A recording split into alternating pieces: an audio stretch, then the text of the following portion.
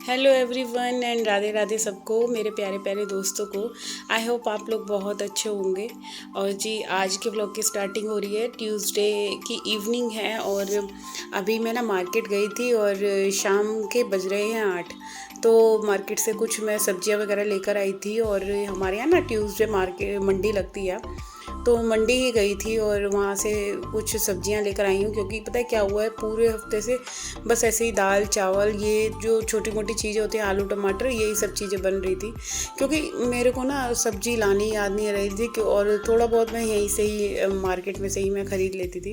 तो आज मैं फाइनली कई दिनों बाद मतलब मंडी गई और सब्जियां लेकर आई। और पहले तो सबसे पहली बात, मेरे यहाँ प्याज ख़त्म हो रही थी। तो सबसे जो मेन इम्पॉर्टेंट चीज़ होती है किचन में हम औरतों के लिए, तो यहाँ पे इकट्ठी मैं 2 किलो प्याज ले आई हूँ। और इसको मैं खोल खोल कर रख रही हूँ सब्जियों को। और जितना भी हो सकेगा, जो जो सब्जियाँ मैं लेकर आई हूँ ना, वो अभी हाल फिलहाल बनने वाली हैं। कोई इतनी एक्स्ट्रा में नहीं लाई कि मैं फ्रिज में रखूँ, क्योंकि एक तो ना गर्मी का टाइम है, तो क्यों ना फ्रेश फ्रेश ही सब्जी लेकर खाई जाए। और हमारे के यहाँ वैसे भी मार्केट लगती है, तो यहाँ पे सब्जी आप जब मर्जी ले सकते हैं। कोई ऐसी सब्जी वाली कोई टेंशन नहीं है, जब मर्जी जाओ और ले लो इवनिंग में। तो मैं ज़्यादा कोई सब्ज़ी नहीं लाई हूँ, तोरी लेकर आई थी और ये फलियाँ लेकर आई थी और धनिया, अदरक, हरी मिर्च, तो कुछ यही सब चीज़ें लेकर आई थी। तो अभी ना मैं ये अरबी मैं थोड़ी सी लेकर आई थी, क्योंकि हमारे यहाँ अरबी कोई खाता नहीं है, बच्चे तो बिल्कुल नहीं खाते, सिर्फ हम हस्बैंड वाइफ खाते हैं। तो उसके लिए इतनी सी अरबी हमारे लिए बहुत है। तो यहाँ पे मैंने अब सारी सब्जियों को ना, देखो हम कभी भी कोई भी सब्ज़ी लेकर आएँ तो सबसे पहले हमें सब्जियों को खोल के ज़रूर रखना चाहिए, क्योंकि बंद अगर सब्जियां रहेंगी तो बिल्कुल ख़राब हो जाएंगी। और यहाँ पे मैं सारी सब्जियां, जैसे टमाटर हो गए, इनको टोकरी में रख दिया है, शिमला मिर्च हो गया, खोल खोल के रख दो तो ज़्यादा अच्छा है। क्योंकि जब अगर पॉलीथीन में बंद रह गई ना, तो सारी सब्जियां ख़राब हो जाती हैं। और इससे तो अच्छा है ऐसे ही करके रखी जाएं। तो यहाँ पे ना मैं हरी मिर्च लेकर आई थी, और हरी मिर्च थोड़ी सी मेरे पास पहले भी रखी थी। तो अभी मैं इन हरी मिर्चों की डंडियाँ तोड़ तोड़ के रखूँगी। तो ये हमारे को, ये छोटी छोटी सी चीज़ें और टिप्स हैं कि अगर सब्जियों को कैसे रखना है जो हरी भरी रहें, फ्रेश रहे। तो आप हरी मिर्चों की अगर डंडियाँ तोड़ देंगे, बिल्कुल सूखी ही रखनी है, धो के रखो, तो फिर इसको सुखाओ। तो अभी तो मेरे को ये साफ़ लग रही थी, तो मैं डिब्बे में ऐसे ही रख रही हूँ, जब बनाऊँगी तो मैं धो लूँगी।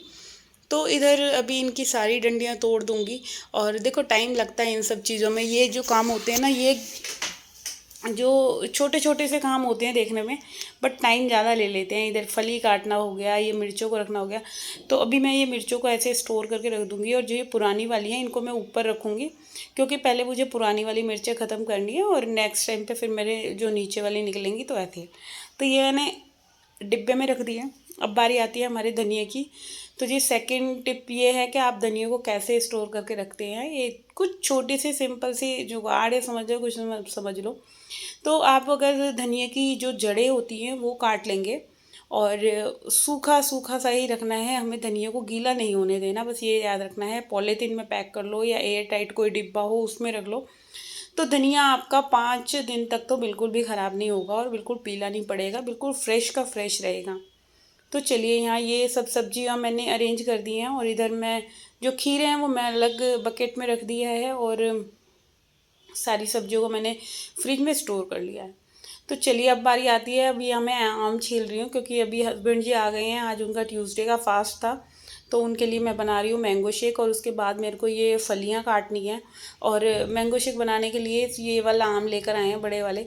और पता नहीं ये कैसे होंगे, इससे पहले जो लास्ट टाइम हमारे यहाँ मैंगो आए थे वो बहुत टेस्टी थे, उसका मैंगो शेक बहुत अच्छा बना था। गर्मियों का टाइम है जी, मैंगो शेक किसको अच्छा नहीं लगता, हर एक घर में, मेरे यहाँ तो बहुत बनता है, और रात के टाइम ज़्यादा बनता है। कहते हैं रात को नहीं बनाना चाहिए, बट बच्चे जिस घर में होते हैं ना, वो जिद करते हैं तो नहीं मानते। और डुग्गू को बहुत अच्छा लगता है, और डुग्गू की फरमाइशों के चक्कर में ही मेरे को मैंगो शेक बनाना पड़ता है। तो जी, यहाँ पे अब ये मेरे आम जो हैं जल्दी जल्दी से मैं काट लूँगी। और बहुत ही मीठे निकले थे, डुग्गू ने खाया था, कह रहा मम्मी बहुत मीठा आम है। और बस यहाँ मैं ब्लेंडर से ही, हैंड ब्लेंडर से इसमें जग में ही बना लूँगी। तो मिक्सी गंदी नहीं होती, कुछ ऐसा फ़ायदा हो जाता है जब ब्लेंडर से आप ऐसे बना लो ना, ये मैंगो शेक हो गया, वो हो गया, तो मिक्सी वगैरह निकालने का झंझट नहीं होता। तो अभी शाम का टाइम था, किचन में मेरे खाने वगैरह का काम जो था वो हो गया था, क्योंकि सुबह मैंने आलू टमाटर की जो सब्ज़ी बनाई थी और वो ही बच गई थी, तो उसी से ही हम लोगों ने, बच्चे और मम्मी थी, मैं और इस उसी से ही हमारा हो गया काम। और दूसरी सब्ज़ी मैंने बनाने की ज़रूरत ही नहीं पड़ी। और अभी फ़िलहाल ये मैंगो शेक का काम होएगा ना, इसके बाद मेरे को किचन पूरा साफ़ करना है, क्योंकि इवनिंग में भी एक टाइम बनता ही है, रात के टाइम सोने से पहले मैं बिल्कुल साफ़ सुथरा करके सोती हूँ। और ये जो सारे छिलके वगैरह होंगे, जो भी धनिए के हो गए, आम के हो गए, ये मैं इनका देखो वेस्टेज नहीं करती। इसको अगर हम गाय को दे दे तो ज़्यादा अच्छा है, किसी के मुंह पड़ जाता है। तो इसीलिए छिलके वगैरह जो होते हैं ना, मैक्सिमम टाइम मैं पॉलीथीन में डाल लेती हूँ। और जब भी बाहर जाओ तो मॉर्निंग वॉक पे जाते हैं तो लेकर चले जाते हैं। अच्छा, इधर मैंगो शेक के लिए दूध थोड़ा सा ज़्यादा हो गया था, तो मैं अभी इसको थोड़े एक छोटे लोटे में निकाल लूँगी, फिर इसको ब्लेंड कर लूँगी अच्छे तरीके से।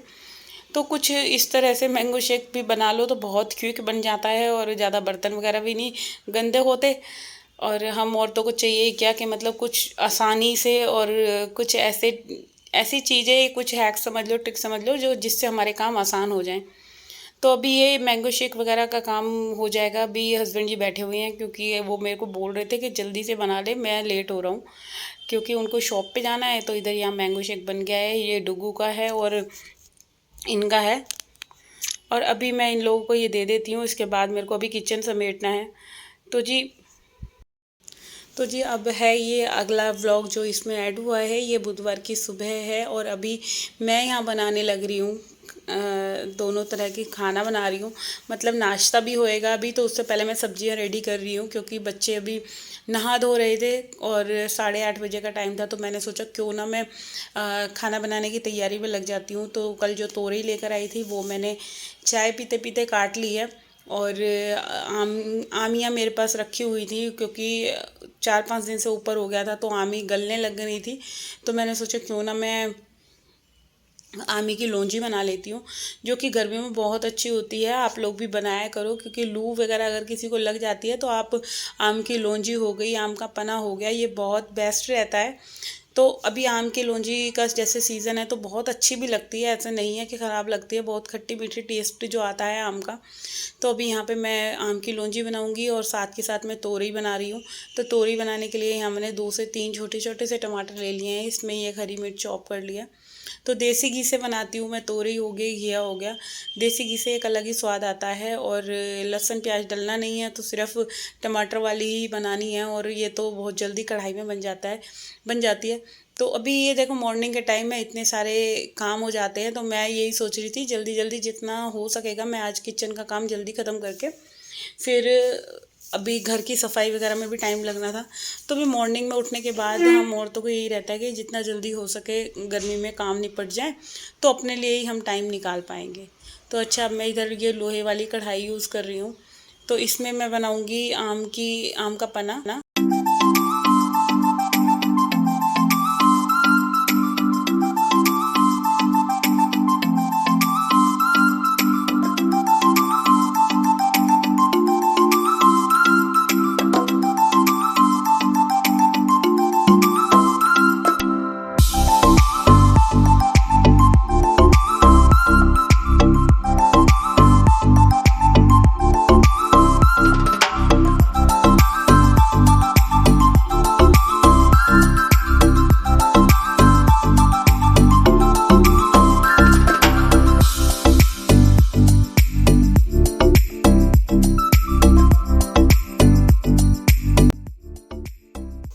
तो जी इधर मैं तोरई को भून रही हूँ, और कढ़ाई में मैंने ऐड कर लिया है, वो मसाला मेरा भुन चुका था। और थोड़ा सा पानी डालूँगी, क्योंकि हल्का सा पानी डालना बनता है, क्योंकि मैं ज़्यादा बिल्कुल सूखी ड्राई नहीं बनाती है, हल्की मीडियम, जैसे एक गीली गीली सी नहीं बनती सब्ज़ी, वैसी बनाऊँगी, लटपटी टाइप सी। और बहुत अच्छी लगती है तोरई की सब्ज़ी, और रोटी रायता ये सब चीज़ें होंगी आज खाने में। और अगर इनको लस्सी पीनी होगी तो मैं इनके लिए लस्सी बना दूँगी, छाछ वगैरह, और खीरा कट होगा। और ये सब चीज़ें गर्मियों में बहुत अच्छी लगती है। देखो खाना जब दोपहर के टाइम का होता है ना, तो ऐसे लगता है कि बस इतनी सारी चीज़ें हों खाने के लिए, और बिल्कुल देसी। और जब देसी खाना इस टाइप का हम खाते हैं तो बहुत, एक तो हेल्दी है हमारे लिए ये सब चीज़ें। और बच्चों के चक्कर में मैं बहुत कम बना पाती हूँ, तोरई हो गई, क्योंकि बच्चे खा के राज़ी नहीं होते। तो अभी बच्चों के लिए मैं बनाऊँगी आलू के पराठे। उनके लिए मेरे को अभी आलू भी उबालने हैं, तो अभी फ़िलहाल ना गैस दोनों भर रही हैं। और इधर बच्चों के डैडी भी नहा लिए थे, उनके लिए भी अभी नाश्ता बनाना है। और नाश्ते में मैं बनाऊंगी टोस्ट बनाने हैं मैंने, तो आलू उबाल लूँगी ना, उसी के मैं टोस्ट वगैरह बना लूँगी। अभी तो गैस भरी हुई है। और अभी हस्बैंड जी भी नहीं नहाए हैं, आज थोड़ा सा वो लेट हो गए थे। तो अभी इधर ना मेरे मसाले भी ख़त्म हो रहे थे, तो साथ के साथ ही मैं ऐसे करती हूँ जब भी किचन में होती हूँ कि जो भी चीज़ें खाली हो रही हैं, डिब्बे में मेरे धुले रखे होते हैं, तो उनको साथ के साथ भर लो ना, तो अपने लिए ही काम बहुत हल्का हो जाता है। तो इधर आप देख सकते हैं लौंजी में भी उबाल आने लग रहा था, तो अभी 1-2 उबाले लगा के इसको मंदी पे मेरे को पकानी है, क्योंकि इसके बाद मैंने इसमें चीनी भी ऐड करनी है। तो इधर दूध भी आ गया था। देखो मॉर्निंग के टाइम में कितने सारे काम होते हैं, और अभी तो सिर्फ बनाने के हो रहे हैं। दोपहर की रोटी वोटी का भी कोई झंझट नहीं है। तो नाश्ता बनाना, ये सब करना औरत के लिए कितने सारे काम हैं, ये आप लोग देख सकते हो। और अपना आपको फुल एनर्जी के साथ ये सब काम करने के लिए बहुत ज़्यादा अपने आप को एनर्जेटिक रखना पड़ता है। और यहाँ पे अभी दूध को भी मैं बॉईल कर लूँगी, क्योंकि जी देखो जैसे कि गर्मी का टाइम है, दूध को ज़्यादा देर हम रख भी नहीं सकते और ख़राब हो जाएगा। और ये तो पॉलीथीन वाला होता है, पीछे से पता नहीं कितनी देर का रैप करा हुआ आता है। तो आज मेरे को दही भी जमानी है, तो पहले मैं ना सारा दूध इकट्ठा ही बॉईल कर लूँगी, फिर इसी में से निकाल लूँगी दही के लिए भी। तो कुछ इस तरह से होते हैं मेरे सुबह मॉर्निंग के काम। इवनिंग में भी ऐसे ही होता है, मॉर्निंग में भी ऐसे ही होता है, बट हाँ थोड़ा सा ये होता है कि इवनिंग में काम जो क्लीनिंग वगैरह का होता है, ये सब काम कम होते हैं। तो अभी दूध भी बॉईल होने के लिए रखना है। और इतनी देर में देखो, जब जितनी देर में ये सब्जियां वगैरह बन रही थी, तो जो मैंने यहाँ पे सब्जी चॉप करी थी, जो बर्तन हुए थे थोड़े बहुत, उन बर्तनों को भी मैं देखो साथ के साथ ही साफ़ कर लेती हूँ। क्योंकि हम औरतों की आदत ही ऐसी होती है, जब हम खड़े हुए हैं किचन में तो एक साथ बहुत सारे काम होते हैं। आटा गूंदना है, तो अभी फ़िलहाल मैं बर्तन मांजने से पहले यहाँ आटे को भी गूंद लूँगी। अच्छा, आटा 2 तरह का गूंदेगा, एक तो मल्टीग्रेन आटा गूंदेगा और एक नॉर्मल आटा गूंदेगा। तो काम पूरे हैं किचन में, और इन्हीं को करने कराने में ही 2-2.5 घंटे लग गए थे। और अच्छा, जब इस तरह से काम हो जाता है ना, तो एक तसल्ली सी मिलती है। पूरा ढंग से हमारा फ्लोर वगैरह भी किचन का पूरा अच्छे से साफ़ करके निकलूँगी। जो भी ये सब कुछ बन जाएगा, उसके बाद मैं पूरा किचन एकदम चमचमा कर ही क्लीन कर दूँगी, क्योंकि फिर ये रहेगा पूरा दिन साफ़ सुथरा और नीट एंड क्लीन हमारा किचन रहेगा। और ये था मेरा अभी तक का वीडियो। आई होप आप लोगों को मेरा ये वीडियो अगर अच्छा लगा हो, तो जाते जाते मेरे चैनल को सब्सक्राइब कर देना, वीडियो को लाइक कमेंट शेयर करना ना भूलिएगा। जो भी फर्स्ट टाइम विज़िट कर रहा है और जो भी देख रहा है कोई भी मेरा वीडियो, तो प्लीज़ सब्सक्राइब ज़रूर करते जाना। और यहाँ पे आटे को थोड़ी देर रेस्ट पे छोड़ूंगी मुक्के मारने के बाद, क्योंकि जब तक आटे की कनी नहीं गलती ना, तब तक मेरे को बिल्कुल अच्छा नहीं लगता रोटी बनाना। तो अभी आटे को इतने ढंग से सॉफ्टली गूंदना है, क्योंकि इसके मेरे को पराठे भी बनाने हैं। दोनों काम होंगे, रोटियां भी बनेंगी, पराठे भी बनेंगे। तो अभी इस आटे को ढक देती हूँ थोड़ी देर के लिए। मिलते हैं टिल देन।